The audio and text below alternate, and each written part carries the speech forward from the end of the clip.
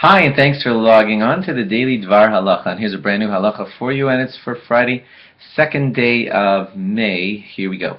Today, a couple of examples of how the pronunciation in the mitzvah of Kriyas Shema, of saying the Shema each day, must be very, very accurate. You know that it is a biblical command that we're supposed to say the words of Shema each day, and there's not actually a biblical command to recite the Shemona Esrei each day, but there is a biblical command to say Shema succinctly, clearly, and very beautifully and perfectly enunciated. And therefore, I'm going to give you a couple of examples of some common mistakes that people make, which hampers them from fully fulfilling the mitzvah of saying Shema perfectly. Here goes. First of all, you sometimes hear people doing this. You might wonder what they're doing. You hear them say Laman Tizkiru V'Asisem Kol Mitzvosai. If you ever hear someone doing that, he's not doing it to annoy you.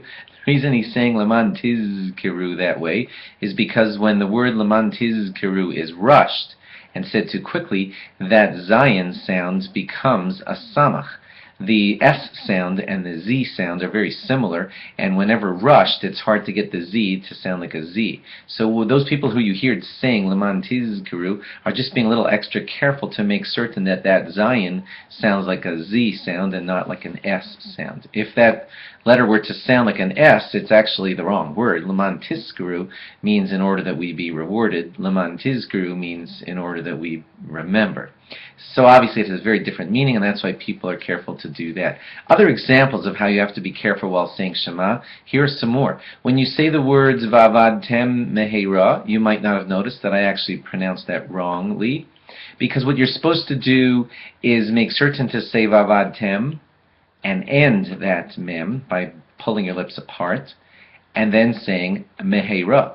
If you leave your lips attached throughout the mem at the end of the word Vavadtem, and then also lips still attached when you begin the mem at the beginning of the word Meheira, then you only end up saying one mem sound, and there's really two of them there. So here it is clearly again, Vavadtem Meheira. That's the way you have to carefully say that. You might see in a good sitter a whole lot of lines separating words throughout the Shema, and the reason those lines are there is because of this exact fact. Wherever those lines are, they're a good spot where the people who put together the sitter note that you have to pause there, otherwise you're going to slur together two sounds and have one sound instead of the appropriate two.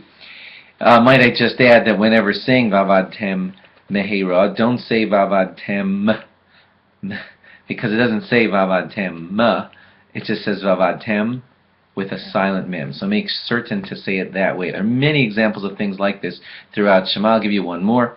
When you say the words Bechal Levavecha, same thing with those two lamets. The lamet at the end of Bechal must end, and then after it ends, then you begin saying Levavecha. That's the appropriate way to say those two words, not with the two lameds attached. And perhaps most famous of all is the Daled at the end of Echad. That's supposed to be lengthened.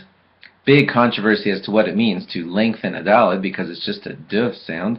So there are all kinds of aberrations of it. Some people say Echad, and some people say that Daled too strongly, and it sounds like a T.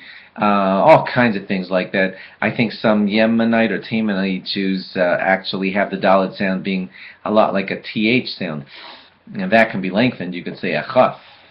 But for most of us who don't pronounce it that way, probably the best thing to do is just to very clearly and succinctly say Daled without duh, just Echad and a silent D at the end, clearly enunciated, and that's the closest we can get to lengthening the Dal. There are more examples. We may get a chance to give you more after Shabbos, but just wanted you to know the general idea, which is use all these examples, look for those lines in your Shema to make certain that you're unattaching all the letters that need to be unattached and saying all the ones that need to be clear very clearly. Thanks for logging on. Have a great Shabbos. Log on again after Shabbos for more. Bye-bye.